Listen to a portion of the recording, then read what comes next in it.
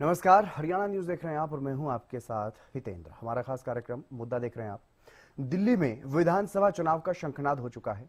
आम आदमी पार्टी सत्ता में है और अपने कामों के बूते सत्ता में आने का दोबारा से दावा कर रही है।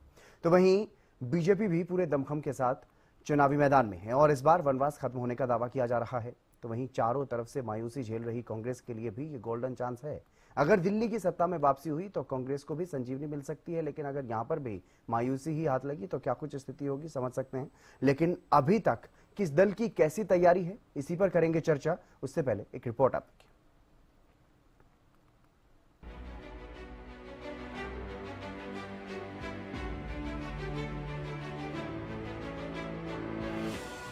साल 2025 के आगाज के साथ ही दिल्ली में विधानसभा चुनाव का शंखनाद हो चुका है। दिल्ली में किसके लिए ये साल मंगलकारी होगा और किसका अमंगल, ये तो चुनाव परिणाम सामने आने के बाद ही साफ होगा। लेकिन उससे पहले सियासी दलों की क्या हालत और कैसी तैयारी है, ये जानना जरूरी है। एक तरफ है आम आदमी पार्टी, जो बड़े बहुमत से दिल्ली में जीतती आ रही है और इस बार आम आदमी पार्टी के पास चौथी बार सरकार बनाने का मौका है और पार्टी नेता जीत का दावा भी कर रहे हैं। आम आदमी पार्टी है, अरविंद केजरीवाल जी हैं, जो दिल्ली के लोगों को अच्छी शिक्षा, अच्छी स्वास्थ्य व्यवस्था, बिजली, पानी, महिलाओं को 2100 रुपए की सम्मान राशि, बुजुर्गों को संजीवनी के माध्यम से फ्री इलाज देना चाहते हैं। और दूसरी तरफ भारतीय जनता पार्टी है, जिसके पास चुनाव के लिए कोई एजेंडा ही नहीं है। तो वहीं दूसरी ओर है भारतीय जनता पार्टी। बीजेपी केंद्र में लगातार तीसरी बार सत्ता में है और साल 2014 के बाद से लगातार तीनों बार ही पार्टी ने लोकसभा चुनाव में दिल्ली में क्लीन स्वीप किया है। लेकिन विधानसभा चुनाव में आम आदमी पार्टी के मुकाबले काफी पिछड़ती रही। हालांकि इस बार पार्टी की तरफ से पीएम मोदी और केंद्रीय गृह मंत्री अमित शाह सरीखे बड़े नेताओं का पूरा फोकस दिल्ली विधानसभा चुनाव में पार्टी का वनवास खत्म करने पर है। इसके लिए खास रणनीति के तहत काम किया जा रहा है। साथियों, जब से मैंने आपदा का कच्चा चिट्ठा खोला है, तब से आपदा वाले तिल मिलाए हुए हैं। इन लोगों ने 10 साल तक दिल्ली को बेहाल रखा और आज लोग इन्हें आपदा कहते हैं। वे मुझ पर भड़क रहे हैं। देखिए तो सही क्या हाल बना रखा है दिल्ली का। गर्मी आती है तो पीने के पानी के लिए मारामारी, बरसात आती है तो जल भराव से परेशानी, सर्दी आती है तो प्रदूषित हवा में सांस लेना मुश्किल। दिल्ली के लिए इन लोगों ने हर सीजन, हर मौसम आपदा काल बना दिया है। तो वहीं कांग्रेस भी लंबे समय से दिल्ली की सत्ता से दूर है। न दिल्ली विधानसभा में कांग्रेस के पास एक भी विधायक है और न ही किसी लोकसभा सीट से पार्टी का कोई सांसद। ऐसे में कांग्रेस के सामने इस चुनाव में जीत हासिल करना किसी बड़ी चुनौती से कम नहीं। लेकिन कई बड़ी घोषणाएं कर कांग्रेस न सिर्फ सत्ता में वापसी की कोशिश कर रही है, बल्कि सियासी संजीवनी भी तलाश रही है। ये भ्रम केवल पॉलिटिकल पार्टीज में नहीं है, आम जनता में है। आप वो भ्रम हटा दो। हम तो ये कह रहे हैं, मैं तो कैंपेन जब भी करने जाता हूँ, बहुत से लोग मुझसे कहते हैं कि साहब आप वोट क्यों मांग रहे हैं, वोट तो बीजेपी को जाएगा। जब तक ईवीएम नहीं हटेगा कोई और पार्टी नहीं जीतेगी। सामान्य जन, कोई कांग्रेस के कार्यकर्ता नहीं, आम आदमी पार्टी के कार्यकर्ता नहीं, किसी और पार्टी के कार्यकर्ता नहीं, सामान्य जन इस बात को कहते हैं। तो मेरा तो इलेक्शन कमीशन से यह है कि उनका संदेह मिटा दीजिए। अगर आपको लगता है कि सब कुछ सच है और अगर प्रोसेस इतना आपका अच्छा है तो लोगों में संदेह क्यों हो रहा है, ये भी तो सवाल बनता है ना। इतना ही नहीं, साल 2024 में हुए हरियाणा और महाराष्ट्र के चुनाव में हार के बाद से कांग्रेस के अस्तित्व पर भी सवाल खड़े हो रहे हैं। नहीं, कांग्रेस नाम की चीज तो अब खत्म होती जा रही देश में, तो यहाँ भी उसका तो पूरी तरह से सफाया है। आम आदमी पार्टी और भारतीय जनता पार्टी जहां पूरे दमखम के साथ चुनावी मैदान में है, तो वहीं कांग्रेस ने भी अपने कई दिग्गजों को चुनावी दंगल में उतार दिया है। लेकिन ऐसे में बड़ा सवाल ये है कि क्या कांग्रेस को दिल्ली चुनाव से संजीवनी मिलेगी, क्योंकि साल 2024 में लोकसभा चुनाव समेत कुल 9 चुनाव हुए, जिनमें से सिर्फ 2 राज्यों जम्मू कश्मीर और झारखंड में ही कांग्रेस के सहयोगियों की सरकार बनी। कांग्रेस की अपने दम पर कहीं भी सरकार नहीं बन पाई। जबकि लोकसभा चुनाव में बीजेपी नीत एनडीए को जीत मिली, तो वहीं 5 राज्यों में भी कहीं बीजेपी तो कहीं बीजेपी नीत एनडीए को जीत मिली है। Bureau report, Haryana news. और दिल्ली में चुनाव है, तो ऐसे में देश की 3 बड़ी पार्टियां भारतीय जनता पार्टी, कांग्रेस और आम आदमी पार्टी के लिए साख का सवाल भी है। इसी पर चर्चा करेंगे। हमारे साथ खास मेहमान भी जुड़ चुके हैं। राकेश शर्मा भारतीय जनता पार्टी से हमारे साथ जुड़ गए हैं, ललित अरोड़ा कांग्रेस से हमारे साथ जुड़ गए हैं, नरेश शर्मा आम आदमी पार्टी के प्रवक्ता हमारे साथ जुड़ गए हैं, और इनके साथ साथ राजेंद्र यादव वरिष्ठ पत्रकार भी हमारे साथ जुड़ गए हैं। आप सभी मेहमानों का स्वागत। सबसे पहले मैं शुरुआत करूंगा राकेश शर्मा जी आप ही से। भारतीय जनता पार्टी की कैसी तैयारियां हैं दिल्ली में विधानसभा चुनाव को लेकर के? देखिए, भारतीय जनता पार्टी की चुनावों को लेकर बहुत बढ़िया तैयारियां हैं और बूथ स्तर पर पूरी तैयारियां पार्टी ने कर ली हैं, क्योंकि भारतीय जनता पार्टी 365 दिन चलने वाली पार्टी है। ये सिर्फ वो पार्टी नहीं है जो चुनाव के समय में सिर्फ 15 दिन 20 दिन एक्टिव होए और उसके बाद जब चुनाव का परिणाम, क्योंकि जब आप 15 दिन मेहनत करेंगे, 15 दिन काम करेंगे तो वैसे ही परिणाम आएंगे, और जब परिणाम आए तो ईवीएम पर दोष मंडे। तो भारतीय जनता पार्टी हर चुनाव को, चाहे कितना ही बड़ा चुनाव हो चाहे कितना ही छोटा चुनाव हो, हर चुनाव को बड़ी गंभीरता से लेती है। नेता हो कार्यकर्ता हो, सब लोग उसी संजीदगी से उस चुनाव में लगते हैं और जमीनी स्तर पर काम किया जाता है और उसके फिर परिणाम में भी परिवर्तन होता है। तो पार्टी इसके लिए सजग भी है। पार्टी हर स्तर पर पूरी तैयारी के साथ है। अब की बार हम दिल्ली में कमल खिलाएंगे, सरकार बनाएंगे, क्योंकि आम आदमी पार्टी के जो जुमले हैं, जिस प्रकार से पिछले 10 वर्षों में इन्होंने दिल्ली की नाक में दम किया है, उससे जनता त्राहिमाम कर रही है। और भारतीय जनता पार्टी की संगठन की जो शक्ति है, उसके बल पर और जनता के आशीर्वाद से दिल्ली में जैसे हरियाणा में हमने तीसरी बार सरकार बनाई है, दिल्ली में भी हम सरकार बनाएंगे। ठीक है, केंद्र में, हरियाणा में, महाराष्ट्र में बीजेपी और बीजेपी नीत गठबंधन एनडीए की सरकार बनी, लेकिन नरेश शर्मा जी आम आदमी पार्टी पूरे दमखम के साथ तैयार, लेकिन क्या लगता है, क्या एक बार फिर से दिल्ली की जनता आप लोगों पर भरोसा जताएगी? जो आप सभी साथी जाएंगे, और आम आदमी पार्टी के ऊपर से दिल्ली की जनता पहले भी विश्वास करती रही और दिल्ली में ही जन्मी इस पार्टी को बहुत बहुत आभार है दिल्ली की जनता जो इतना समर्थन देती है। और जो भी भाई हमारे कह रहे थे दिल्ली के अंदर जो जुमले बांटे गए, उन जुमलों का मजा तो आपके लोग भी ले रहे हैं। आपके जितने भी बीजेपी के कार्यकर्ता मैंने देखा कि बिजली के बिल भी भरते हैं, वो 300 यूनिट का बिजली का बिल भी वही मजे ले रहे हैं। उनकी महिलाएं जो है बसों के अंदर यात्रा करती है, पानी की फ्री की सुविधाएं भी ले रहे हैं। ये सारी सुविधाएं तो आपकी पार्टी के लोग भी ले रहे हैं, कांग्रेस की पार्टी के ले रहे हैं, हमारी पार्टी के लोग भी ले रहे हैं, दिल्ली की जनता ले रही है। और ये कहते हैं जुमले तो जुमले वाली पार्टी तो बीजेपी को कहा जाता था, आज ये हमारे को कह रहे हैं। और एक और इनके एक नेता है, आपने देखा कि दिल्ली के अंदर विरोधी साहब डेली कुछ ना कुछ महिलाओं के लिए बयानबाजी करते रहते हैं। आपने देखा कि अभी कुछ दिन पहले प्रियंका गांधी के लिए कांग्रेस की महासचिव हैं, उनके लिए भी और सांसद भी होने के नाते आपने इतनी भी थोड़ी सी लज्जा शर्म होनी चाहिए कि किस तरह की लहजे के अंदर बात करनी चाहिए। और कालका जी विधानसभा एक, मैं कहता हूँ कि दिल्ली के एनसीआर के लोग जितने भी हैं उनको बहुत पूछनीय मानते हैं कि कालका माता का मंदिर है और उनके नाम पे ये विधानसभा पड़ी है और महिलाओं को सम्मान करना चाहिए। जिस विधानसभा से आप पढ़े वहाँ एक माता का मंदिर होने के बाद जिसको पूरा एनसीआर पूछता है, आपकी जाति के, जिस जाति से वो आते हैं बीजेपी के लोग, उसी जाति के लोग उस माता को इतना सम्मान देते हैं, लेकिन पता नहीं उनके दिमाग के ऊपर क्या बच गया है कि वो अनाप बातें करते रहते हैं। उनको पता ही नहीं कि क्या बोलना है क्या नहीं बोलना। महिलाओं को कभी सम्मान नहीं किया उन्होंने, ऐसे ही कभी दलित विरोधी बयान दे देते हैं, कभी आपने देखा कि अल्पसंख्यक विरोधी बयान दे देते हैं। उनको पता नहीं पार्टी के पहले भी लोकसभा की सीट जो है उनको छाड़ दी गई थी। मैं तो कहता हूँ कि इस तरह से पार्टी के ऊपर एक्शन क्यों नहीं लिया भारतीय जनता पार्टी ने, उनके ऊपर एक्शन लेके उनको कम से कम उनकी टिकट दोबारा से काट देनी चाहिए, उनको सबक सिखाना चाहिए। लेकिन भारतीय जनता पार्टी की नीयत ऐसी है, महिला विरोधी जानबूझ के इस तरह के बयान दिलवाते हैं। और कहते थे एक और चीज कि एक श्राप लगा हुआ है मोदी जी को कि दिल्ली के अंदर कभी वो राजनीति कर पाएंगे। और मैं एक खुला चैलेंज कहता हूँ, आपसे 8 तारीख को भी बैठेंगे, मैं पक्का, मैं आपके चैनल के माध्यम से बोल रहा हूँ 8 तारीख को बैठेंगे, उस दिन बताएंगे कि मोदी जी पहले जो पिछले चुनावों के अंदर हमने देखा था कि दिल्ली के अंदर अरविंद केजरीवाल जी ऐसे नेता कि इनके जो कार्यकर्ता और इनके बड़े बड़े नेता भी की लाइन में लगा दिए थे कि लीटर ब्लॉक की वजह से कि गृह मंत्री जी, मोदी जी भी, आज में मोदी जी को यह बता रहा है कि दिल्ली के अंदर जो पानी, उसी पानी को तो आप भी पी रहे हैं।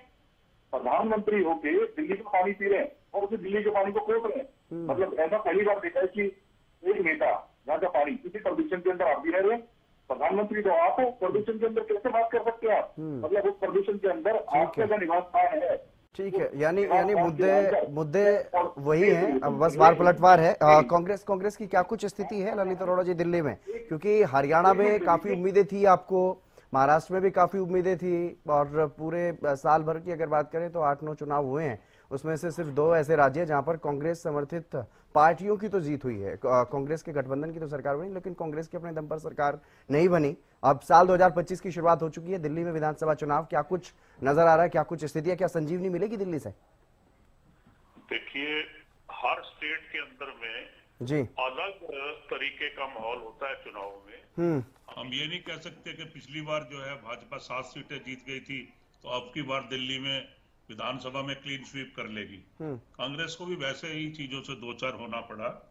अब की बार ये है कि हमारा वोट परसेंटेज एक जमाने में शायद 2013 के बाद एक बार 4-5% रह गया था, एक बार 2015 में 10 से भी कम रह गया था।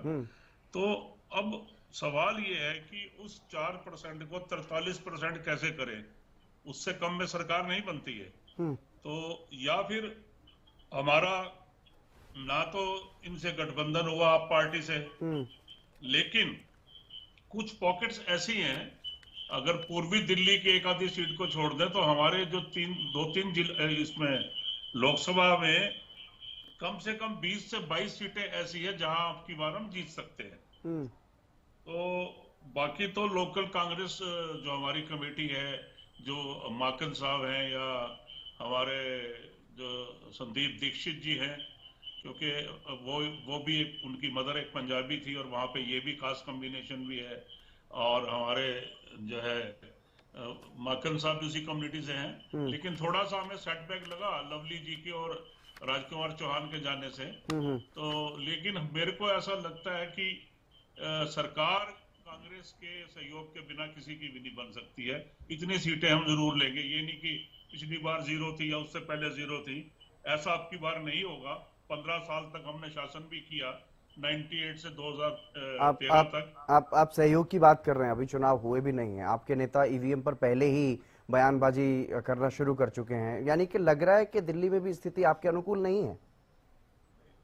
देखिए, बात यह है वहां पे जो पार्टी सत्ताधारी है उसके खिलाफ में अखबारों के अंदर में बेशक या न्यूज चैनल में एक विरोधी माहौल बनाया जा रहा हो, लेकिन भाजपा यहाँ चुनाव जीत जाएगी इसके ऊपर हमें संशय है। नहीं, कांग्रेस की क्या स्थिति है? मैं तो सर कांग्रेस का पूछ रहा हूँ ना, भाजपा जीतेगी या नहीं जीतेगी, आम आदमी पार्टी जीतेगी या हारेगी, वो अलग विषय है। आप कांग्रेस का पक्ष रखिए ना, कांग्रेस की क्या स्थिति है? क्या कांग्रेस को कांग्रेस इस बार भी सत्ता में नहीं आने जा रही है दिल्ली में, ये मान रहे हैं आप?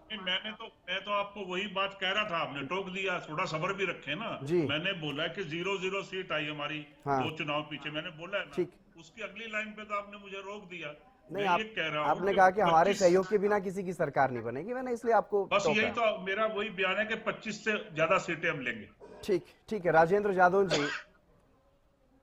जादव जी किस तरह से देख रहे हैं? एक तरफ आम आदमी पार्टी है जो लगातार काबिज है दिल्ली विधानसभा में, अगर खासतौर पर बात करें, क्योंकि लोकसभा चुनाव में तो 0-0 चल ही रहा है उनका भी, क्लीन स्वीप कर रही है भारतीय जनता पार्टी, लेकिन भारतीय जनता पार्टी भी पूरे दमखम के साथ इस बार विधानसभा चुनाव में नजर आ रही है, और जो बातें कही जा रही है कि त्रिकोणीय मुकाबला है, कांग्रेस भी पूरे दमखम से चुनावी मैदान में है, लेकिन ललित अरोड़ा जी तो ये मान रहे हैं कि कांग्रेस पूर्ण बहुमत की तरफ तो कहीं भी स्थिति में नजर नहीं आ रही है, ये तो खुद ही मान रहे हैं इस बार।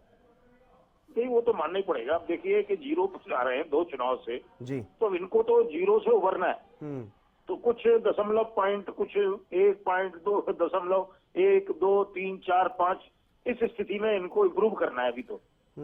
अभी दिल्ली में जो पैटर्न बना हुआ है, इन लोकसभा में बीजेपी, विधानसभा में आम आदमी पार्टी। अब ये जरूर है कि इस बार बीजेपी ने एक अलग तरीके से तैयारी की है। जी। देखिए बात यह है कि जैसे आपने एक विषय दिया कि हरियाणा के चुनाव का कुछ असर पड़ेगा, ये पड़ेगा। हरियाणा के चुनाव का असर कुछ पड़ता दिख रहा है, क्योंकि भारतीय जनता पार्टी को लगा कि हम महाराष्ट्र में जो चुनाव जीते तो हम जो है लाड़की बहना योजना, एमपी में जीते तो वहां भी लाडली बहना योजना, ठीक है ना। तो उनको लग रहा है कि आधी आबादी ने हमें बड़ा समर्थन दिया है। तो इस बार दिल्ली में भारतीय जनता पार्टी ने एक नया प्रयोग शुरू किया है कि वो जो है संस्थाओं के जरिए उन्होंने महिलाओं को सहायता और वो मानदेय बंटवाना शुरू कर दिया। कुछ उस तरह का नब्ज उन्होंने पकड़ने की कोशिश की है। तो हो सकता है कि इस पैटर्न को जो बना हुआ है कि विधानसभा में भारतीय जनता पार्टी नहीं आ पाती, तो कुछ आम आदमी पार्टी की खामियों को भी पकड़ने की कोशिश की है। तो देखते हैं कि भारतीय जनता पार्टी उसके बूते पर किस तरह से प्रदर्शन कर पाती है। लेकिन अभी ये नहीं कह सकते कि चौथे टर्म के लिए चुनाव लड़ने जा रही आम आदमी पार्टी चौथी बार की सत्ता की दावेदार आम आदमी पार्टी हार ही जाएगी या सत्ता से बाहर ही हो जाएगी। ये बहुत ठोक के दावा नहीं किया जा सकता, लेकिन हो सकता है कि भारतीय जनता पार्टी अपने आप को मजबूत कर ले और एक मजबूत विपक्ष के रूप में उभर कर आए। तो देखते हैं कि उनका ये जो प्रयोग है जी। ये किस तरह से सफल रहता है, क्योंकि इसमें कुछ और भी आता है जो पर्दे के पीछे हो जाती है, कुछ डाउट में भी रहती है कि मतदाताओं के नाम कटवा दिए 10% और 5.5% जुड़वा दिए। तो वास्तव में अगर ये कुछ हुआ है और इसमें गलत हुआ है, तकनीकी रूप से अगर कुछ इलीगल है और उसमें कहीं भारतीय जनता पार्टी को कुछ लाभ होता है, तो हो सकता है कि कुछ इंप्रूव करे या सत्ता के करीब पहुंच जाए। लेकिन बहुत ज्यादा दावे के साथ नहीं कहा जा सकता, क्योंकि पैटर्न इस तरह का बना हुआ है। और कांग्रेस को तो इंप्रूव करना है कि वो किस तरह से त्रिकोणीय मुकाबले में दोनों पार्टियों से वोट अपनी तरफ खींच सकती है। ये थोड़ा सा मुझे लगता है कि संभावनाएं कुछ बहुत ज्यादा मजबूत नहीं है, लेकिन ये है कि कुछ इंप्रूवमेंट हो सकता है कि कांग्रेस को मिल जाए। तो ओवरऑल ये स्थिति है और वहां घमासान छिड़ा हुआ है। अब मोदी जी ने कई मुद्दे उठा दिए, जल भराव की समस्या, पानी नहीं मिलता पूरा पीने को, वायु प्रदूषण है। तो अब ये है कि कांग्रेस पहले जो है आम आदमी पार्टी वाले से पहले तो कांग्रेस ही थी, कांग्रेस से पहले भारतीय जनता पार्टी थी। तो वहां लॉन्ग टर्म प्लान, देश की राजधानी, देश की राजधानी जिस पर पूरे विश्व की नजर है और वहां पूरे विश्व के जो है शासनाध्यक्ष आते हैं, राष्ट्राध्यक्ष आते हैं, एम्बेसीज है, राजनयिक रहते हैं। तो उस शहर की इमेज को और वातावरण को ठीक करने के लिए ये दो जो पार्टियां कांग्रेस और भारतीय जनता पार्टी की थी, उन्होंने लॉन्ग टर्म काम क्यों नहीं किया? कोई दीर्घकालीन योजनाएं क्यों नहीं लाए कि भाई 25 साल बाद पानी की इतनी जरूरत होगी, आबादी बढ़ रही है, तमाम जो है माइग्रेंट वहां आते हैं, मजदूरी करते हैं, काम करते हैं, व्यापार है, इंडस्ट्री है, तमाम है और राजनीति है, सब तरह का सेंटर है दिल्ली। तो आपने वहां किसी भी सरकार ने इतनी दीर्घकालीन योजनाएं क्यों नहीं लागू की? मतदाता को तो ये सब नेताओं से पूछना चाहिए। लेकिन बाकी तो ठीक है कि ये तो पानी का इन्होंने कहा कि हमने टैंकरों की सिस्टम खत्म कर दिया, पानी मिल रहा है सबको। और कुछ लोग मतदाता भी कह रहे हैं कि कुछ संतुष्ट है, कुछ कह रहे हैं पर्याप्त नहीं मिल रहा, पाइपलाइन ऐसी कुछ तरह की, मतलब मिला जुला सा प्रभाव है। जी। तो देखते हैं अब उस मिले जुले वातावरण में आम आदमी पार्टी चौथे टर्म के लिए कितनी सफल हो पाती है। ये तो देखिए चुनाव परिणाम भी बताते हैं, लेकिन हम लोग वातावरण को ही भाप सकते हैं। तो वातावरण तो ये कह रहा है कि भारतीय जनता पार्टी अभी इनको टक्कर देगी आम आदमी पार्टी को और इससे सत्ता छीनने का प्रयास करेगी। लेकिन कितनी सफलता मिलती है ये तो चुनाव परिणाम से पता चलता है। हाँ बिल्कुल राकेश जी, जिस तरह का पैटर्न है जो राजेंद्र जाधव जी भी बता रहे हैं, क्योंकि कांग्रेस तो खुद को मुकाबले में उस स्थिति में मान ही नहीं रही कि सत्ता में आएगी या नहीं, लेकिन भारतीय जनता पार्टी किस आधार पर यह दावा कर रही है, क्योंकि पैटर्न जो पिछले 3 बार से चुनाव में चलता आ रहा है यहाँ पर, भले ही भारतीय जनता पार्टी लोकसभा चुनाव में क्लीन स्वीप कर रही है, एमसीडी में भी पहले आ जाती थी, इस बार तो एमसीडी में भी आपको झटका दे दिया आम आदमी पार्टी ने। तो किस आधार पर आप यह दावा कर रहे हैं कि इस बार भारतीय जनता पार्टी बेहद मजबूत स्थिति में है और सत्ता में आ जाएगी? राकेश, देखिए दावा जो हम कर रहे हैं वो निराधार नहीं कर रहे हैं, हम हमारे संगठन की मजबूती के आधार पर ही दावा कर रहे हैं। हम दावा कर रहे हैं कि जिस मुख्यमंत्री महोदय ने ये कहा था कि मैं गाड़ी नहीं लूंगा, मैं बंगला नहीं लूंगा, वो कितने बड़े शीश महल में रह रहा है। हम दावा कर रहे हैं जिस मोहल्ला क्लिनिक का बड़े बड़े मतलब न्यूयॉर्क तक में जिनका एड लगाए, उन मोहल्ला क्लिनिक की दिल्ली में हालत क्या है, हम उसके आधार पर दावा कर रहे हैं। जिस प्रकार से आम आदमी पार्टी की जब सरकार बनी थी, जो वादे करके आम आदमी पार्टी सत्ता में आई थी और उन पर ये 10% भी खरे नहीं उतरे, और जिस प्रकार की हालत आज दिल्ली के अंदर आम आदमी पार्टी ने जनता को ठगने का काम किया है, किस प्रकार से इन्होंने कहा था कि हम इतनी यूनिवर्सिटी बना देंगे, पूरी दिल्ली में हर 10 कदम पर, हर 5 किलोमीटर पर, हर 1 किलोमीटर पर, 500 मीटर पर सीसीटीवी से लैस कर देंगे। जो भी कोई भी जो वादा किया था वो वादा ये सब भूल गए हैं।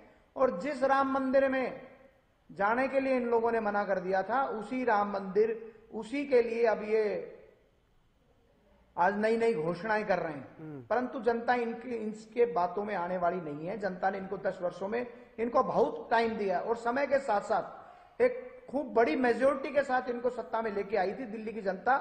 परंतु उनके जो सपने थे, जो उनको इन्होंने वादे किए थे, उन पर ये लोग खरे नहीं उतरे और दिल्ली की जनता त्रस्त है इनके व्यवहार कर, इनकी तुष्टीकरण की नीति के कारण से त्रस्त है कि किस प्रकार से ये अलग अलग मापदंड बना करके दिल्ली को चलाना चाहते हैं, किस प्रकार से दंगों की आग में झोंकने का काम किया और किस प्रकार से ये दिल्ली का वातावरण इन्होंने खराब करने का काम किया। और उसके बाद जो भारतीय जनता पार्टी का जो संगठन की मजबूती है, जो पार्टी ने जिस प्रकार से इस चुनाव को हमने लिया है, निश्चित तौर पर हम दिल्ली के अंदर सरकार बनाएंगे। ये हो सकता है कि भाई कांग्रेस की जो हालत है, अब आप देखिए कांग्रेस के प्रवक्ता कह रहे हैं आज अभी चुनाव की कल घोषणा हुई है, अभी नॉमिनेशन शुरू होने हैं, अभी टिकटें भी सभी पार्टियों की डिक्लेयर नहीं हुई हैं और आज ही कांग्रेस के प्रवक्ता ये कह रहे हैं कि हम देखेंगे, हम मिलकर टिकट चुनाव बनाएंगे, हम मिलकर सरकार बनाएंगे। जो अरविंद केजरीवाल जब इनकी पार्टी बनी तो इन्होंने अपने बच्चों की कसम खाकर ये कहा था कि मैं जिंदगी में कांग्रेस के साथ नहीं जाऊंगा, परंतु इन्होंने कांग्रेस के साथ मिलकर सरकार बनाई। इन्होंने कहा था कि मैं बड़ी गाड़ी नहीं लूंगा, इन्होंने बड़ी गाड़ी ली। इन्होंने कहा मैं बड़ा बंगला नहीं लूंगा, मैं सिक्योरिटी नहीं लूंगा। कोई भी ऐसा काम जो केजरीवाल ने कहा हो और उस पर वो खरे उतरे हो, अन्ना हजारे जिनकी पीठ पर चढ़कर ये राजनीति के अंदर आए थे, उन्होंने भी इनको कोसा है कि किस प्रकार से इसको हमने किस चीज के लिए तैयार किया था और ये किस दिशा में जा रहा है। तो आज पूरा देश देख रहा है, पूरी दिल्ली देख रही है, दिल्ली की जनता त्रस्त है, इनसे निजात पाना चाहती है। दूसरी तरफ विकल्प सिर्फ भारतीय जनता पार्टी है, क्योंकि कांग्रेस निराश है, कांग्रेस हताश है, कांग्रेस के कार्यकर्ता निराशा में डूबे हुए हैं। कांग्रेस की हालत पूरे देश में बहुत खराब है। खुद प्रवक्ता कह रहे हैं कि हमारे बिना सरकार नहीं बनेगी, हम 10 सीट ले आएंगे, 25 सीट ले आएंगे, 15 सीट ले आएंगे। इनके हरियाणा में क्या हालत हुई, हरियाणा में देखिए, हर डिबेट में मैं कहता था कि तीसरी बार भारतीय जनता पार्टी की सरकार बनेगी और उन्होंने एक ऐसा माहौल खड़ा किया था हरियाणा के अंदर, नहीं जी बस कांग्रेस आई रही है, हुड्डा जी शपथ ही ले रहे हैं और डिपार्टमेंट बांट लिए थे इन्होंने। और किस प्रकार से रोहतक के अंदर दो बग्गियां आ गई थी, आपने वो सारा वातावरण देखा। और हरियाणा में फिर क्या हुआ, हरियाणा में फिर वही विकास का पहिए को गति देने वाली सरकार बनी।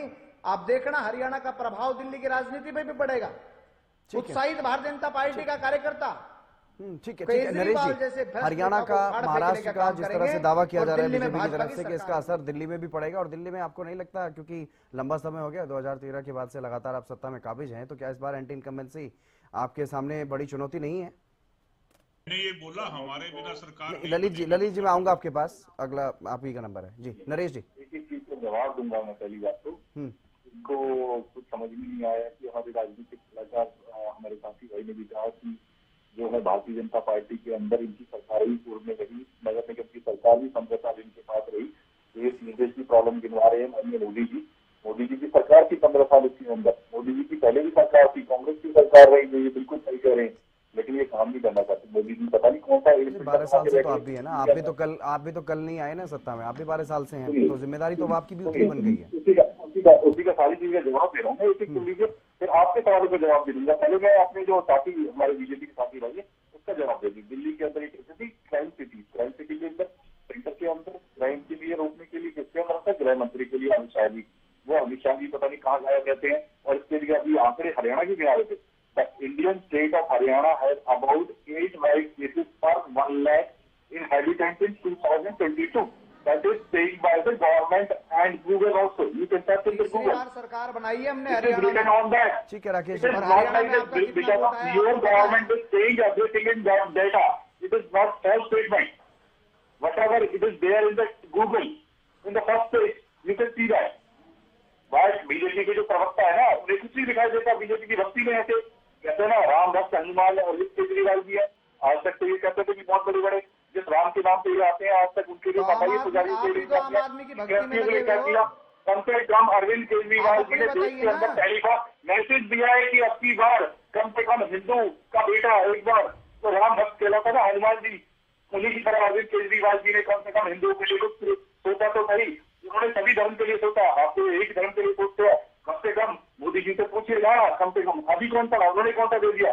बहुत बड़े बड़े यूपी उत्तर प्रदेश के अंदर कहते हैं कि हम जो है कम से कम हरियाणा के अंदर देखिए, दिल्ली के अंदर देखिए, अरविंद केजरीवाल जी ने करके दिखाया। सत्ता में और जो बोलते हैं वो करके दिखाते हैं। कम से कम बोलिए, अगर इन्हें इतनी दिक्कत हो तो बिजली का बिल अपने एक दिन भी बताइए। अगर दिल्ली के अंदर मैं इनके कार्यकर्ताओं को दिखाता हूँ, बताया पता क्या कहते हैं कि उनसे बोलिए कि बिजली का बिल ना माफ करें, अपनी यूनिट फ्री ना ले, पानी का बिजली का बिल ना ले, क्यों नहीं ले रहे? इनके कार्यकर्ता खुद मान रहे हैं आराम से, और पीछे से कहते हैं केजरीवाल बहुत अच्छा है, केजरीवाल बहुत सही काम कर रहा है, बिजली के देता है कम से पानी, हमारे तो कुछ नहीं देता। मोदी जी तो फेल हो जाते हैं। इनकी जो योजना लेके आए थे कि बुजुर्गों के लिए करीबन तो 70 साल, आज के टाइम में लाइफ इंडेक्स पता है आपको गवर्नमेंट देश के अंदर इनके 60 से 70 के बीच में लाइफ इंडेक्स है कि इससे ज्यादा आदमी जीवित नहीं रह पाते के लिए। तो मोदी जी के 70 साल, क्योंकि अपनी उम्र के लिए अपनी वो जो यूज करने के लिए, अगर आपसे खुद किसी, मैं आपको बताऊं, हरियाणा की बात कर रहे थे, हरियाणा के अंदर फरीदाबाद के अंदर बीके हॉस्पिटल है, वहां पे ट्रामा सेंटर की इमारत आज 38 दिन हो गए। मैं भी उसका पार्ट हूँ, लेकिन इसके पूर्व केंद्रीय करंट के केंद्रीय मंत्री ने कहा था कि मैं अक्सर ये जो है ट्रामा सेंटर बनवाते रहूंगा, लेकिन आज जो है उसी बात से मुकर जाते हैं। तो ये इनकी व्यवस्था है, जहाँ पे इनके लिए जो मेट्रो के लिए कहते थे, दिल्ली से फरीदाबाद, जो फरीदाबाद से गुड़गांव के लिए दोनों सिटी सबसे ज्यादा रेवेन्यू जो बेच सकती है, वहाँ की मेट्रो गायब है 10 साल से। इनके मुख्यमंत्री कहते थे, दोनों मुख्यमंत्री पर दूसरा मुख्यमंत्री जिसके अलावा करता है। फरीदाबाद के अंदर रहता है, पूरे हरियाणा के अंदर एक ही क्रिकेट इंटरनेशनल स्टेडियम है, आज तक उसको बर्बाद करने की जिम्मेदारी इनकी। पूरे हरियाणा के अंदर कोई मैच नहीं होते हैं, कौन उसकी जिम्मेदारी है? जो हरियाणा के लिए बहुत बड़ी बात कर रहे हैं। दिल्ली के अंदर की बार भी ऐसा होगा जैसे पंजाब के अंदर गायब है, भारतीय जनता पार्टी को भी इस दौरान गायब कर देंगे। ये महाराष्ट्र के अंदर, दिल्ली के अंदर कोई दिखाई नहीं देंगे कि भारतीय जनता पार्टी की कोई पार्टी थी वहां पे इस बार। ठीक है, लेकिन ललित जी कांग्रेस तो हरियाणा में भी गायब करने वाले, ठीक है, आऊंगा राकेश जी, आपके पास भी आऊंगा। अभी चर्चा कर रहे हैं हम। ललित जी, कांग्रेस के अस्तित्व पर भी लगातार सवाल उठ रहे हैं कि कांग्रेस तो अब देश में खत्म ही हो गया। आपने सुना ही होगा अनिल विज जो कह रहे थे, और कहीं ना कहीं उसी तरह के संकेत भी दिखाई दे रहे हैं, क्योंकि बड़े नेता तो अभी चुनाव का शंखनाद हो चुका है दिल्ली में, लेकिन बड़े नेता नजर नहीं आ रहे हैं पार्टी के लिए चुनाव प्रचार करते हुए। सुन लीजिए ध्यान से ना जी। इनसे किसी ने पूछा कि भाई रोते क्यों, कहने लगे हमारी शक्ल ही ऐसी है, रो नहीं रहे। मतलब ये कांग्रेस के नाम पे रोते रहेंगे, क्योंकि शक्ल से भी लगता है, वैसे भी रोते रहते हैं। 1998 के चुनाव में यही मनोज तिवारी कहा करते थे, गाना इन्होंने बनाया था मुझे याद है, अब का सलाइद खई बस पिए जिया अनार हो गई, वहारे अटल चाचा नमक पे मार हो गई। यानी प्याज तो क्या नमक पे भी मार होगी, यानी नमक भी लोग लाइन में लग के ले रहे थे, ऐसी भगड़ मची थी। और प्याज तो 50 रुपए से ऊपर हो गया था। और ये आज से 25 साल 26 साल से ये सत्ता में नहीं है, और ये सत्ता में ख्वाब तो ले रहे हैं, लेने भी चाहिए, हर एक को आकर ख्वाब लेने का। लेकिन आप ये कह दे कि कांग्रेस खत्म हो गई, कांग्रेस तो 102 पे आई हुई है भाई। और अगले बार चुनाव में इनको शर्म आनी चाहिए, 40 से हमें नीचे कर रहे थे हम, तो अगली बार 29 में इनको बताएंगे अच्छी तरह से कि चुनाव कैसे होता है, क्या होता है। अब ये सवाल ये है कि हमने भी 2 योजनाएं शुरू की हैं। बताया 24 में किसने रोका था आपको? ठीक है, प्यारी दीदी, अरे चुप रहो ना यार, पहले बोलने दो।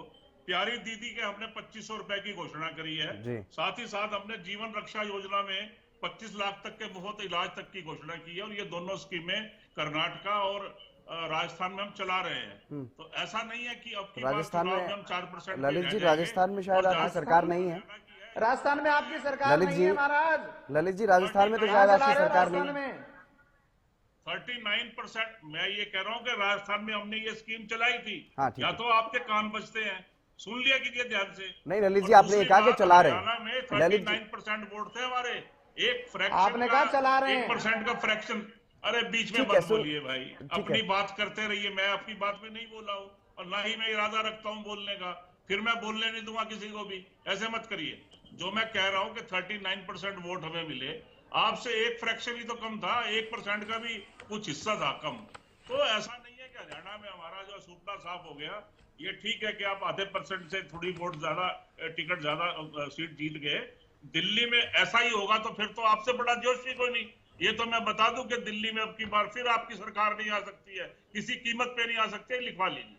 नहीं ललित जी, आप ये दावा कर रहे हैं कि बीजेपी की सरकार नहीं आ सकती। बीजेपी की तो है भी नहीं, आम आदमी पार्टी की है। आपका मुकाबला बीजेपी से है कि आम आदमी पार्टी से? आप किससे अपना मुकाबला मान रहे हैं?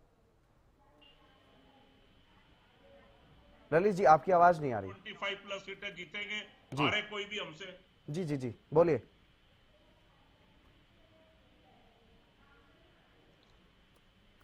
ललित जी आपकी आवाज नहीं आई शुरुआत में, उसके बाद आवाज आई थी आपने। जी मैं अपनी ये बात पूरी कह कीजिए। रहा हूं कि जी मैंने आपको बोला 25 सीट्स हम मुकाबला जीतेंगे किससे मान रहे हैं मिनिमम। सर, मुकाबला किससे मान रहे हैं? कांग्रेस मुकाबला तो इस मुकाबला समय किससे दोनों मांग रही सही है, एक से क्यों है? हमारे खिलाफ तो त्रिकोणीय मुकाबला है है? जी। और हम हर जगह है, तो वो एक से मुकाबला कैसे करेंगे हम? त्रिकोणीय मुकाबला है 80% सीटों पे तो। जी राजेंद्र जादौन जी, कांग्रेस हाँ का जी। रवैया कैसा लग रहा है दिल्ली चुनाव को देखते हुए, क्योंकि आम आदमी पार्टी भी दम भर रही है सरकार बनाने का, और भारतीय जनता पार्टी भी पूरे दमखम के साथ ये दावा कर रही है कि सरकार तो हमारी बन रही है। नहीं, देखिए ऐसा है कि अब कांग्रेस को पहली बात तो यह है कि एकजुट होकर चुनाव लड़ने की जरूरत है। जहां भी कांग्रेस चुनाव लड़ती है सब प्रांतों में जो गुटों में बटी रहती है, उसका भी बड़ा नुकसान होता है कांग्रेस को। अब दिल्ली में जो किस हद तक जो है इसका प्रभाव होता है, ये देखने की बात है। लेकिन ठीक है कि अब पार्टी को अभी तो फिलहाल संघर्ष ही करना है। मैं नहीं मानता कि कोई इतना बड़ा चमत्कार हो जाएगा कि भारतीय जनता पार्टी जो ज्यादा मजबूती के साथ खम ठोक रही है और कई तरह के मुद्दे उठा रही है, कई तरह के जो है अपनी तरफ से वो चुनावी घोषणा पत्र भी इस तरह का लाई है कि चुनाव बाद हम जो है 2500 देंगे महिलाओं को, और कई तरह की जो वो वादे कर रही है। तो अब देखते हैं कि वो डबल इंजन की बात अब भारतीय जनता पार्टी के सत्ता के दावे को कांग्रेस कैसे रिप्लेस कर पाती है। ये तो अभी यही है कि अभी तो यही माना जा सकता है कि कांग्रेस तीसरा स्थान सुनिश्चित करने के लिए संघर्ष कर रही है। अभी शून्य है तो तीसरा स्थान भी नहीं कहा जा सकता। अब तो ये है कि ये जो है वो संघर्ष करें, कुछ सीटें हासिल करें। तो मान लीजिए भारतीय जनता पार्टी पावर में नहीं आती है और आम आदमी पार्टी बीट करती है कम मार्जिन, कम सीटों के साथ, एक सिंपल मेजोरिटी के साथ, तो फिर ये है कि कांग्रेस को तीसरे स्थान के लिए संघर्ष करना है, क्योंकि भारतीय जनता पार्टी अब कुछ ज्यादा मजबूत दिखाई दे रही है ना। लेकिन कांग्रेस नेताओं के जो बयान सामने आ रहे हैं राजेंद्र जी, उन पर गौर अगर की जाए तो क्या लगता है, क्योंकि दिल्ली कांग्रेस के जो प्रदेश अध्यक्ष हैं वो कह रहे हैं कि आम आदमी पार्टी के साथ हमने पहले लोकसभा चुनाव में जो गठबंधन किया वो बहुत बड़ी गलती थी। और आज ही की अगर बयान की बात करें, जो शीला दीक्षित के बेटे हैं, पूर्व मुख्यमंत्री शीला दीक्षित के बेटे संदीप दीक्षित नई दिल्ली से चुनाव भी लड़ रहे हैं, वो कह रहे हैं ईवीएम को लेकर के वो सवाल उठा रहे हैं कि लोग तो कह रहे हैं कि आप चुनाव प्रचार कर ही क्यों रहे हैं, वोट तो सारा बीजेपी को ही जाएगा। इस तरह के जो बयान आ रहे हैं उनसे क्या समझा जाए? नहीं, ईवीएम का अगर पहले से सवाल उठा रहे हैं तो समझ लीजिए कि वो कांग्रेस अपने आप में वजूद ही नहीं देख रही। इसका मतलब तो यही है। चुनाव परिणाम चुनाव से पहले ईवीएम पर सवाल उठाने का क्या मतलब है? फिर तो आप पार्टिसिपेट ही मत कीजिए, फिर तो यही हुआ इसका मतलब। ये तो फिर नल एंड वर्ड है, इसका कोई असर नहीं है। बात ये है कि अभी जो है ममता बनर्जी ने उनको आम आदमी पार्टी को समर्थन दे दिया और आम आदमी पार्टी कह रही है कि हम तो कांग्रेस को इंडिया गठबंधन से बाहर करने की बात करेंगे, क्योंकि संदीप दीक्षित ने मुकदमा दर्ज करवा दिया केजरीवाल के खिलाफ। तो ये तरह के मुद्दे बिखराव भी है विपक्ष का, तो कांग्रेस को तो कोई सपोर्ट मिल ही नहीं रहा ना। अब टीएमसी के समर्थन से उनको बंगाली और कई तरह के दूसरे समुदाय हैं उधर आसपास के, तो उनका मान लो वोट मिल जाएगा आम आदमी पार्टी को टीएमसी के समर्थन से। ये एक मॉरल हाई होता है कि भाई टीएमसी ने समर्थन दिया, इंडिया गठबंधन के दूसरे घटक दे रहे हैं, वो तो कह रहे हैं कि हम कांग्रेस को इंडिया गठबंधन से बाहर कराने के लिए मुहिम चलाएंगे। तो इस तरह से तो भयंकर जो है घमासान छिड़ा हुआ है। आम आदमी पार्टी तो पहले ये था कि वो दिल्ली अध्यादेश जारी हो गया था, जो प्रशासनिक तबादलों का अधिकार जो है वो दिल्ली सरकार को नहीं है, केंद्र सरकार को ही है, वो जो केंद्र सरकार लेके आई थी। तो वो कांग्रेस के समर्थन की शर्त रख दी थी उन्होंने, कांग्रेस हमारे को समर्थन करती है तब तो हम इंडिया गठबंधन में कांग्रेस के साथ रहेंगे, नहीं तो नहीं रहेंगे। तो ये उनमें आपस में लड़ाई छिड़ी हुई है। तो अब ये है कि टीएमसी के समर्थन से जाए वोटों का कितना फायदा मिलता है वो है, लेकिन एक मॉरल हाई तो आई। तो आम आदमी मॉरल भी हाई है और इंडिया गठबंधन की अगर बात करें उसमें भी अलग थलग कांग्रेस कहीं ना कहीं पड़ती हुई नजर आ रही है। ललित जी किस तरह से देख रहे हैं, क्या कांग्रेस के लिए ये चिंता की बात नहीं है दिल्ली में जिस तरह से इंडिया गठबंधन से ही आपको अलग थलग करने की रणनीति पर आम आदमी पार्टी काम कर रही है और उसमें कहीं ना कहीं सफल भी होते हुए दिखाई दे रही है? राजनीति और एक दल की सत्ता में बहुत फर्क होता है और कई अंडरकरंट नीचे चलते रहते हैं। आपको क्या लगता है कि जो है आप पार्टी हमें बेदखल करवा देगी इंडिया अलायंस से? ऐसा होता है क्या कभी? जिसके 100 से ऊपर सदस्य हैं वो बेदखल हो जाएगा, जिसका वोट परसेंट काफी हाई रहा है तो, और वो ये लोग, ऐसा नहीं है। कई बार डिफरेंसेस होते हैं लेकिन ऐसे भी डिफरेंसेस नहीं है कि वो बियॉन्ड ए पॉइंट हो गया कि अब उस पर कुछ हो नहीं सकता। बैठ के सभी मुद्दे सुलझाए जा सकते हैं। सवाल यह है कि जहां जहां हमारी स्टेट यूनिट मजबूत है वहां अगर वो विरोध करती है आप पार्टी का, तो उसका कारण है आप पार्टी की तरफ से ही कोई शरारत की जाती है। वहां के जैसे पंजाब में लोगों को अंदर करना शुरू कर दिया।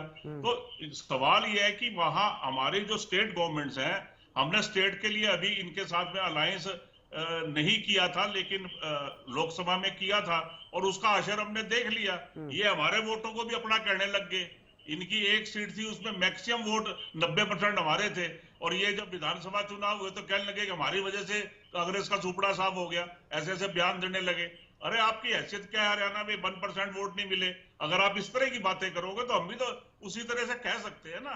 अच्छा यही है कि इनके जो भी छुटभैये नेता हैं वो बयानबाजी बंद करें, कोई भी एक दूसरे को गलत ना कहे और मिल बैठ के चीजें सॉल्व हो जाती है। इंडिया गठबंधन is there to stay. It's not, ठीक है डिफरेंसेस हुए, लेकिन इसका मतलब ये नहीं कि कोई अमेंड नहीं करना चाहेगा। कांग्रेस भी चाहेगी, दूसरी पार्टियां भी चाहेंगी, और मिल बैठ के अगले लोकसभा चुनाव बहुत दूर हैं, 5 साल जो है। तो क्या लोकसभा चुनाव के लिए ही आप वेट कर रहे हैं क्या? 2029 का इंतजार कर रही है क्या कांग्रेस? अब 2025 में जो दिल्ली विधानसभा के चुनाव हैं, दिल्ली में जहां कांग्रेस का गढ़ था, 3 बार लगातार सरकार रही है, क्या वहां के लिए कोई प्लानिंग नहीं है आपकी, कोई तैयारी नहीं है आपकी?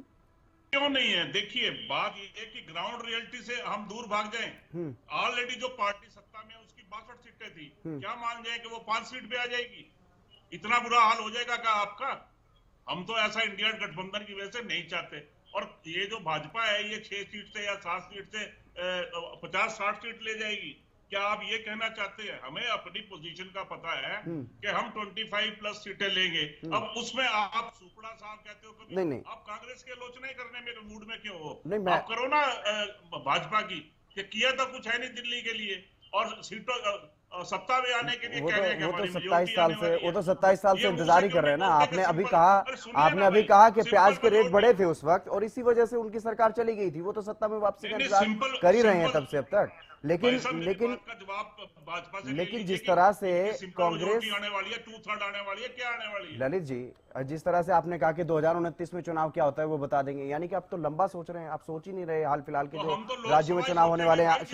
शायद आप बिहार चुनाव में भी ऐसे ही सोच रहे होंगे कि वहां पर भी इसी तरह से रहेंगे। हमें तो देश की सरकार की बात मैं कर रहा हूँ। 29 में लोकसभा में जो जीतेगा वही देश को चलाएगा, और उसके बाद बहुत से मसले हल हो जाएंगे। मैं ऐसा कहने ही कुछ ठीक है। लेकिन अगर राकेश जी बात करें, कांग्रेस भले ही तमाम जो बातें हैं वो कह रही है, कांग्रेस की तरफ से इंडिया गठबंधन को लेकर के भी कहा जा रहा है कि इंडिया गठबंधन से वो इस तरह से अलग थलग होने वाले नहीं हैं, तो लेकिन भारतीय जनता पार्टी किस तरह से, क्या कुछ मजबूत रणनीति है? आम आदमी पार्टी का गढ़ क्योंकि बन चुकी है दिल्ली, लगातार आम आदमी पार्टी की सरकार आ रही है विधानसभा चुनाव में, एमसीडी में भी आ चुकी है। अभी भारतीय जनता पार्टी भले ही पुरजोर कोशिश कर रही है, चाहे पीएम मोदी भी चुनाव प्रचार में हाल फिलहाल में जो बड़ी सौगातें दिल्ली के लोगों को दी गई, झुग्गीवासियों को दी गई, इस तरह से सेंधमारी की कोशिश तो की जा रही है, लेकिन क्या सफल हो पाएगी बीजेपी? निश्चित तौर पर भारतीय जनता पार्टी सफल होगी। जैसे अभी कांग्रेस के प्रवक्ता कह रहे थे कि ये कैसे संभव है कि 67 से आम आदमी पार्टी 4 पे चली जाएगी। आम आदमी पार्टी आज देखो बड़ा दुर्भाग्य है और कितना विचारणीय है कि लोकतंत्र के अंदर देश का सबसे बड़ा लोकतंत्र है हमारे देश में, विश्व का, और किस प्रकार से कांग्रेस आजादी से पहले की कांग्रेस आज इतनी दुर्गति हो गई। जो गठबंधन इन्होंने बनाया हुआ है, जो पार्टी 10 से 15 साल पहले अस्तित्व में आई आम आदमी पार्टी, आज वो कांग्रेस को ये कहती है कि हम तुम्हें एनडीए से बाहर कर देंगे। वो इनको बाहर करने पे तुली हुई है और ये कह रहे हैं कि दिल्ली में हमारे बिना सरकार नहीं बनेगी। कांग्रेस की स्थिति कितनी खराब हो चुकी है, चाहे वो दिल्ली हो, चाहे हरियाणा हो, चाहे महाराष्ट्र हो, चाहे पंजाब हो, कितनी दुर्गति कांग्रेस की। इससे ज्यादा क्या होगी कि आप आम आदमी से चिपकना चाहते हैं, वो कहते हैं हम तुम्हें एनडीए से ही बाहर कर देंगे, और उसके बावजूद भी आप कह रहे हो कि हमारे बिना सरकार नहीं बनेगी। अरे जब आम आदमी पार्टी 32 और 67 सीट ले सकती है तो भारतीय जनता पार्टी का तो पूरा संगठन है। आपके हौसले पस्त हुए क्योंकि आपके पास नेतृत्व नहीं है, नीति नहीं है, नेता नहीं है, आपके अंदरूनी कलह है। भारतीय जनता पार्टी के कार्यकर्ताओं के हौसले पस्त नहीं है। भारतीय जनता पार्टी या तो जीतती है या उस हार से सीखती है। मैंने जब लोकसभा चुनाव के अंदर सीटें कमाई हरियाणा में, तब मैंने एक ही बात कही थी कि आप देखना हम तीसरी बार सरकार बनाएंगे, क्योंकि भाजपा या तो जीतती है या सीखती है। और हमने सीखा, रणनीति में बदलाव किया और तीसरी बार हरियाणा में सरकार बनाई। ठीक है, आम आदमी पार्टी ने 67 सीटें ली, परंतु अब की बार भारतीय जनता पार्टी निश्चित तौर पर दिल्ली के अंदर सरकार बनाने जा रही है। भारतीय जनता पार्टी का ऊर्जावान कार्यकर्ता, देश का मजबूत नेतृत्व, मोदी जी के नेतृत्व के अंदर आप देखना किस प्रकार से, जैसे हमने हरियाणा में तीसरी बार सरकार बनाई है, हम इस मिथ के, दिल्ली के मिथ को भी तोड़ने जा रहे हैं और दिल्ली में एक मजबूत सरकार जो केंद्र के साथ मिलकर के दिल्ली का विकास भी करेगी। और अरविंद केजरीवाल जिसको जो कि झूठ की दुकान कहूं, झूठ का शोरूम कहूं, क्या कहूं, सारी जनता जानती है किस प्रकार से बच्चों की कसम खा करके और कांग्रेस के पाले में चले गए। आज ये कह रहे हैं हम इनको एनडीए से बाहर करेंगे और ये कह रहे हैं कि हमारे समर्थन के बिना सरकार नहीं बनेगी। परंतु केजरीवाल जी की किसी भी बात पर कोई विश्वास नहीं कर सकता। वो कुछ भी बोल सकते हैं, वो कुछ भी बोल सकते हैं, जो वो बोलते हैं उसमें रुकते नहीं है कभी भी। ये आपने गत दिनों में देखा भी होगा। नरेश जी, क्या 2003 वाली स्थिति तो नहीं बन जाएगी जिस पार्टी को गाली दे करके सत्ता में आए, उन्हीं के साथ गठबंधन करके सत्ता में आ गए, क्या वैसा ही कुछ स्थिति तो नहीं बन जाएगी? क्योंकि ललित जी तो कुछ ऐसा ही संकेत दे रहे हैं। जी, कांग्रेस पार्टी और भारतीय जनता पार्टी जो भी अपने नौबत ही नहीं आएगी कांग्रेस के साथ मिलकर सरकार बना सके, वो बताएगा आम आदमी पार्टी को मिल रहा है। और आम आदमी पार्टी की स्थिति बहुत मजबूत है। अभी जो ये बात कर रहे थे कि भारतीय जनता पार्टी के प्रवक्ता बहुत बड़ी बड़ी बातें करते हैं, मैं कहता हूँ कि माननी चाहिए। कहीं ओवर कॉन्फिडेंस तो साबित नहीं हो जाएगा सर आपके लिए नरेश जी? क्योंकि जिस तरह की स्थिति हरियाणा में देखी, कांग्रेस ओवर कॉन्फिडेंस में आई और इसी तरह की जीत के दावे करने लगे थे, कहीं ऐसा तो नहीं हो जाएगा आपके लिए? कॉन्फिडेंस नहीं करते हैं हम, हुड्डा साहब नहीं है हम, ये अरविंद केजरीवाल जी है, अरविंद केजरीवाल जी का संगठन है, अरविंद केजरीवाल जी की टीम है। यहाँ सिर्फ ये नहीं है कि हमारा जो संगठन है बाकायदा सभी लोगों को मिलकर कमेटी डिसाइड करती है, या हरियाणा की तरह नहीं हो सकता कि जैसे हुड्डा साहब जो मर्जी डिसाइड करते थे, वो जैसे राहुल गांधी जी कुछ वोट के गए, उनकी बात को दरकिनार कर दिया गया, फरमानी की बात को दरकिनार कर दिया गया। हमारे यहाँ ऐसा नहीं होता कि कोई बयानबाजी होगी, हम किसी के लिए कमजोर पड़ेंगे कि या करेगी। हमारा संगठन है, संगठन डिसाइड करता है, संगठन मजबूती से हर जगह काम कर रहा है। और अभी जो बिहार जो प्याज की बात हो रही थी, मैं आपको बताया था, एक वैसी कविता निकाली है मैंने, मिलती थी जमा पर ज्यादा ब्याज, मिलती थी जमा पर ज्यादा ब्याज, बाजार में मिल रही थी सस्ती प्याज। कल तो दोनों ही मिल रही है। ब्याज भी देखिए कि कहाँ 11% हो गया है कि मकानों में घर लेना मुश्किल हो गया गरीब आदमी को। और उसके अंदर जो बाजारों के अंदर जो सस्ती प्याज मिलती, जिससे क्या भाई सरकार गिरवाती थी, उसके अंदर तो इनका बुरा हाल। आज जो प्याज के लिए आज देश की राजनीति को भारतीय जनता पार्टी ने ऐसा बना दिया है कि जो अभी बात कर रहे थे कि अभी दीजिए ना महिलाओं के लिए जो आपने अनाउंसमेंट किया था, महिलाओं के लिए पता है कि महाराष्ट्र के अंदर क्या हुआ? 2 लाख महिलाओं के नाम काट दिए उन्होंने, पहले किस्त ले ली उन्हें, और बाद में कहती है कि ये 2 लाख महिलाएं जो है इनके अंदर वैलिड नहीं है और उसके लिए उनका नाम कर दिया। ये सत्ता के भूखे से सत्ता में सीमित करने के लिए ये अपने का सत्ता आनी चाहिए। उसके बाद में कहते हरियाणा के अंदर देख लीजिए इसका क्या है, यही हाल है। हरियाणा के अंदर जो स्कूटियां थी आज तक गायब, वो कहाँ है? बच्चों के लिए स्कूटियां देने के लिए बात करते थे। आज तक हरियाणा के अंदर आपने कोई भी आपने देखा कि किसी भी खट्टर साहब ने कुछ टाइम के लिए बिजली की सब्सिडी देने की घोषणा की थी, लेकिन बिजली की सब्सिडी भी नहीं दे पाई हरियाणा के अंदर। ये बताइए, ऐसे तो उनकी नियत है, नियत के अंदर हरियाणा के अंदर जो बिजली की सब्सिडी थी 3 महीने के अंदर बंद कर दी और बहुत ज्यादा किफायती दामों के अंदर बिजली देने की जगह महंगी बिजली की दरें हरियाणा के अंदर। कम से कम दिल्ली के अंदर केजरीवाल साहब पंजाब के अंदर वो करके तो दिखाया, आप करके दिखाइए। और भी कहते दिल्ली के अंदर आपको पता है कि रिजल्ट उठा के देखिए, हरियाणा का और दिल्ली का 96.4% का रिजल्ट आया। इसके केंद्रीय स्कूलों का रिजल्ट पता है कितना आया? 86.10% आया। इसके अंदर आपको खुद कंपेरिजन हो जाएगा कि केंद्र की पढ़ाई और दिल्ली की पढ़ाई के अंदर कितना अच्छा है। अभी देखिए आतिशी जी ने अभी 2 दिन पहले संसद की बात है कि कहीं देश के अंदर किसी भी सरकारी स्कूल के अंदर शूटिंग रेंज नहीं है, उन्होंने खोल के दिखाया। कहीं भी किसी सरकारी स्कूल के अंदर नेशनल लेवल पे और जो इंटरनेशनल लेवल पे जिम जो है और स्विमिंग पूल है या स्पोर्ट्स ग्राउंड है, कहीं भी नहीं है। लेकिन आज अरविंद केजरीवाल जी ने करके दिखाया, या आम आदमी पार्टी करके दिखा सकती है।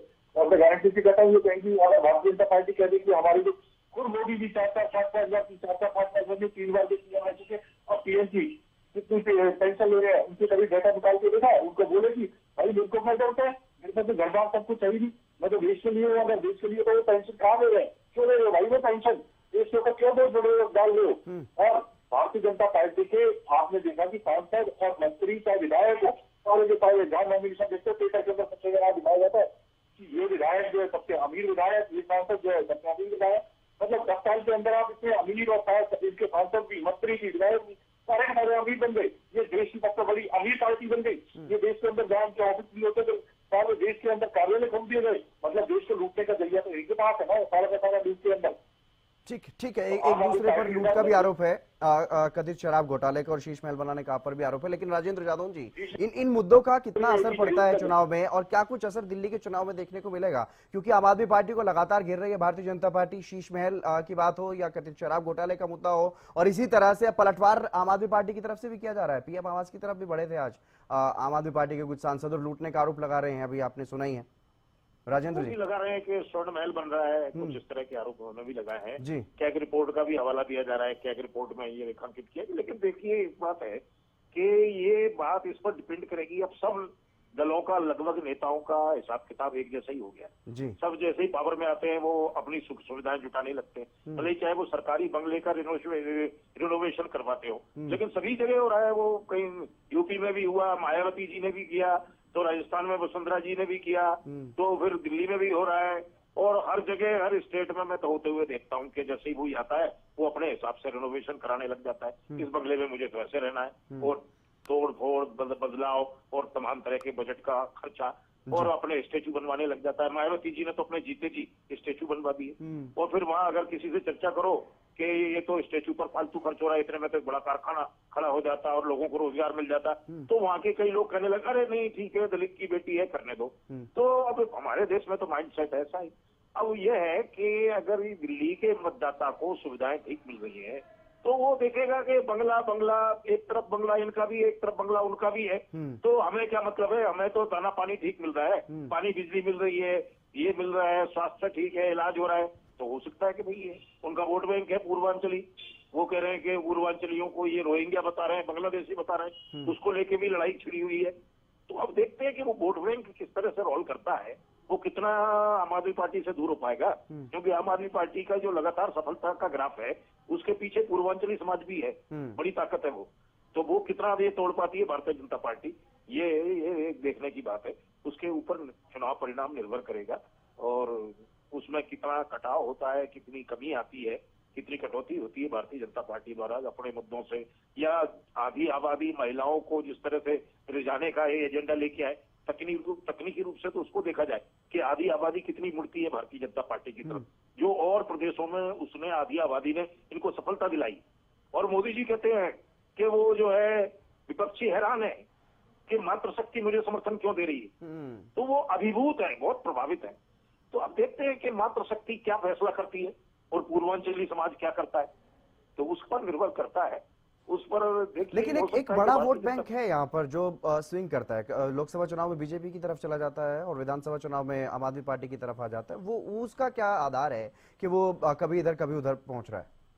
नहीं, वो इसलिए है कि लोकसभा चुनाव में वो ये मानता है कि भाई भारतीय जनता पार्टी मजबूत है, ये केंद्र में सरकार बना सकती है। आम आदमी पार्टी को अगर दिल्ली में 7 सीटें मिल भी गई तो क्या कर लोगे, पंजाब में भी सीटें मिल गई थोड़ी बहुत, तो वो क्या कर लोगे आप 2 स्टेट में, बाकी जगह तो आपका है ही नहीं। और दिल्ली की लड़ाई जो है आम आदमी पार्टी के लिए बहुत महत्वपूर्ण है, क्योंकि दिल्ली मॉडल से ही वो इधर उधर दूसरे प्रांतों में राजनीति कर रहे हैं। अगर दिल्ली मॉडल ही फेल हो गया, चुनाव में पराजित हो गया, तो फिर क्या कहेंगे, क्या कह के वोट मांगेंगे कि हमने स्कूल, मोहल्ला क्लिनिक और स्कूल, जो स्मार्ट स्कूल और मोहल्ला क्लिनिक ठीक किए, और पानी की सप्लाई ठीक की, और हमने ये राशन पानी दिया और ये मानदेय दिया, तो इसके अलावा फिर उनके पास मॉडल वोट मांगने का आधार क्या है? अगर वो दिल्ली की लड़ाई तो करो या डू एंड डाई है उनके लिए, अगर वो हार गए तो फिर उनके पास कोई मॉडल नहीं बचेगा चुनाव वोट मांगने का। ठीक है नरेश जी, मेरा आखिरी कमेंट आपसे रहेगा क्योंकि वक्त खत्म होता जा रहा है। सड़क, सीवर और पीने के पानी की समस्या है दिल्ली में, इस बात से नकारा नहीं जा सकता। भले ही आप बिजली फ्री, बस सेवा फ्री, इस तरह की फ्री की जो घोषणाएं हैं, या फिर अब जो नई नई घोषणाएं की जा रही हैं पूर्व मुख्यमंत्री अरविंद केजरीवाल की तरफ से, उनके दम पर आप चुनाव में जा रहे हैं, ठीक है। लेकिन कुछ समस्याएं ऐसी हैं जो जनता की लगातार बनी हुई, जिनसे जनता परेशान हो रही है, और जो आपके ऊपर एलिगेशन लग रहे हैं, आरोप लग रहे हैं, क्या उसका कोई नुकसान नहीं होगा? एंटी इनकम्बेंसी कहीं ना कहीं नजर आ रही है आपको कुछ? जी सुनिए, अभी मैं कल भी अभी 2-3 चैनलों की डिबेट में था, वहाँ भी भारतीय जनता पार्टी तो खुद ही अपने मुंह से बोल देते हैं कि उन्होंने बोला कि जो रेवेन्यू जो है इंक्रीज हुआ दिल्ली के नंबर जो है 4-5 साल से, लेकिन लास्ट ईयर का जो है रेवेन्यू जो है डाउन हुआ है। डाउन होने का रीजन क्या रहा कि अरविंद केजरीवाल जी जो हमारे नेताओं को जेल के अंदर झूठे आरोपों के तरफ बताया, कोई बात नहीं, अब ये कब तक करेंगे, लेकिन राजनीति के अंदर देश की जनता के लिए सबसे अगर जो कमियां रह गई, हमने देखिए पहली बात तो हर समय राजनीति के समय मोदी जी ने आज तक अनाउंस अनाउंसमेंट नहीं किया कि दिल्ली के अंदर, जिस दिल्ली के अंदर आप रह रहे हैं, जिस दिल्ली के अंदर आपका करोड़ों का प्लेन जो खड़ा होता है, जिस दिल्ली के अंदर, जिस दिल्ली के अंदर जो कोठी आपने बना रखी है, बंगला आपने बना रखा है, उसके अंदर जिस दिल्ली की प्रदूषित वायु के अंदर आप रहते हैं, उस दिल्ली के लिए आज तक आप पीते नहीं सोचा।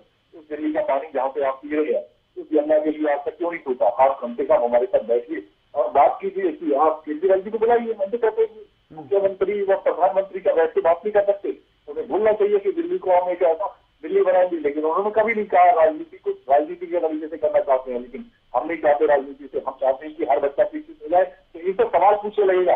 आज मैं भारतीय जनता पार्टी के चैलेंज करता हूँ कि आपने अपने भाषण के अंदर या अपनी डिबेट के अंदर एक वर्ड भी किसी बच्चे के लिए पूछा हो कि दिल्ली के बच्चों के लिए हम तरह से शिक्षित करेंगे, इतना परसेंट हम उसको रोजगार देंगे या उसके शिक्षित करने के ऊपर शिक्षा के अंदर क्या खर्च करेंगे, कहीं नहीं पूछा एक वर्ड। कभी भी इनकी डिबेट देख लीजिए, इनका नेता सब ये बोलते हैं कि गांव के लिए ऊपर नाम के ऊपर आ जाएंगे, राजनीति के ऊपर, आपने जम्मू कश्मीर के ऊपर नाम के ऊपर, आतंकवाद के ऊपर नाम के ऊपर। कभी भी शिक्षा के ऊपर कोई भी इनका नेता नहीं बोलता है, कोई भी इनका प्रवक्ता नहीं बोलता है। शिक्षा के ऊपर बोलिए, क्या इनका बच्चा पढ़ा लिखा नहीं है, क्या ये पढ़े लिखे नहीं है? कम से कम शिक्षित करोगे, इस देश को प्रशिक्षित करोगे तो कम से कम रोजगार अपने आप जनरेट होगा। शिक्षित होगा तो आपसे सवाल पूछेगा, क्योंकि आप जब दर करते जो हम गेट के ऊपर वोट मांगते हैं जाके, तो वो आपसे पूछेगा। ये पूछने का हमको हर चीज समझ आते हैं केजरीवाल जी ने कि आपको अच्छा शिक्षित बना के मैं आप सवाल पूछना चाहता हूँ। और हम तो चाहते हैं कि ये जनता हमसे भी सवाल पूछे कि अगर हमने काम नहीं किए तो हम गेट जा रहे हैं। मैं खुद बताता हूँ, अरविंद केजरीवाल जी की विधानसभा के अंदर मेरे को भी एक बूथ लेवल की ड्यूटी मिली हुई है, लेकिन हम जनता के बीच जाते हैं तो बताते हैं कि जनता के लिए शिक्षा के मॉडल के लिए बहुत अच्छा काम किया। कुछ लोग तो बोलते हैं कि हमने अपने बच्चे यहाँ से पढ़ाने के बाद, सरकारी स्कूल में पढ़ाने के बाद विदेशों में बहुत अच्छी अच्छी नौकरियां कर रहे हैं जो आज तक नहीं हुई। हमारे देश के अंदर नौकरियां मोदी जी दे नहीं पाए, कम से कम वो अच्छे शिक्षा मॉडल से विदेशों के अंदर अपना पर्सन पे ले आ रहे हैं। ललित जी, कांग्रेस का क्या विजन है और क्या किस नेतृत्व के किस चेहरे के आधार पर आप दिल्ली की जनता के बीच में जाएंगे? आपने बोला कांग्रेस का क्या विजन है, आम आदमी पार्टी का विजन है कि हम नरेश जी मैं ललित से जवाब ले, ललित जी से जवाब ले। 1993 में भाजपा की सरकार जब बनी तो पहली टर्म मदन लाल खुराना जी बने, फिर साहब सिंह वर्मा भी उसी 5 साल में बने, फिर 52 दिनों के लिए हमारी बहन सुषमा स्वराज जी बनी। तो उस दौरान जो बंटाधार हुआ वो आज तक ठीक नहीं हुआ। आज दिल्ली के हालात ये हैं कि 80% जनता जो है वो उस पार्टी को वोट देगी जो पार्टी उनके एक्सपेंडिचर को कम करवाए, जो उनका महीने का एक्सपेंडिचर है ILO के मुताबिक, जैसे 2 बच्चे, पति पत्नी, 4 लोग परिवार कैसे चलेगा, उसमें जो डिस्प्लेस हो गया इनकम या जो सरप्लस इनकम बचेगी उससे वो अपने बाकी चीजें कर सकता है। तो जो पार्टी दिल्ली की जनता को अपनी इनकम में से वो खर्चे कम करके सब्सिडाइज करके देगी, उसी की सरकार बनेगी। उसी दिशा में हमने कहा कि बहन के लिए भी किया 2500 रुपए का। और इलाज के लिए सबसे बड़ी समस्या क्या है दिल्ली के अंदर? बीमारी, उस महंगाई, इन दोनों चीजों के लिए हमने जो है 25 लाख रुपए की व्यवस्था की इलाज के लिए फ्री, और 2500 बहनों के लिए की। अब धीरे धीरे जब सरकारें बदलेंगी, बनेगी तो बनेगी उसी की जो आम जनता के लिए उनकी महंगाई में कुछ देकर राहत देने का काम करेगा। जो सरकार करेगी वही जीतेगी। ठीक है राकेश जी, भारतीय जनता पार्टी के पास केंद्र में चेहरा है, इसलिए सातों की सातों सीटों पर आप लोग क्लीन स्वीप कर जाते हैं, लेकिन प्रदेश में फिलहाल ऐसा कोई बड़ा चेहरा ना नजर आ रहा है और ना ही कोई घोषणा की गई है भारतीय जनता पार्टी की तरफ से। और जो पिछले इतिहास को लेकर के सवाल आप पर उठ रहे हैं, क्या वैसी स्थिति आगे भी रहेगी? यही एक शक रहता है दिल्ली की जनता के मन में और इसीलिए आपको पूर्ण बहुमत नहीं मिल पाता, क्या यही वजह है? शक की कोई वजह नहीं है। दूसरा, रही बात सीएम फेस की, हमने राजस्थान में भी सीएम फेस नहीं बताया था, हमने मध्य प्रदेश में, राजस्थान हरियाणा में तो जो हुआ वो ठीक है, लेकिन दिल्ली का जो पैटर्न बन रहा है उस आधार पर सवाल हरियाणा में भारतीय नहीं, दिल्ली के बराबर दिल्ली के लगता हुआ हरियाणा प्रदेश है जिसके अंदर अब तीसरी बार सरकार बनी है। दिल्ली की जनता को पता है कि हरियाणा में बिना पर्ची के, बिना खर्ची के नौकरियां दी हैं। अगर शिक्षित नहीं होते युवा तो बिना पर्ची और बिना खर्ची के नौकरियां कैसे पाते? ठीक। और किस प्रकार से हरियाणा में, चाहे हरियाणा ले लो, राजस्थान ले लो, महाराष्ट्र ले लो, जो भी स्टेट जिसमें भारतीय जनता पार्टी है, जो वादे जनता से भारतीय जनता पार्टी की सरकार ने किए, उन वादों को निभाने का काम भी भारतीय जनता पार्टी की सरकार ने किया। अरविंद केजरीवाल जी की तरह नहीं है कि अगर दिल्ली में पानी नहीं आए तो उसके लिए हरियाणा दोषी, अगर दिल्ली में बाढ़ आ जाए तो उसके लिए हरियाणा दोषी। 2014 से कह रहे हैं, 2015 से कह रहे हैं कि 16 में यमुना साफ कर दूंगा, फिर का 18 में यमुना साफ कर दूंगा, फिर का 19 में यमुना साफ कर दूंगा। परंतु आज तक इनसे यमुना साफ नहीं हुई।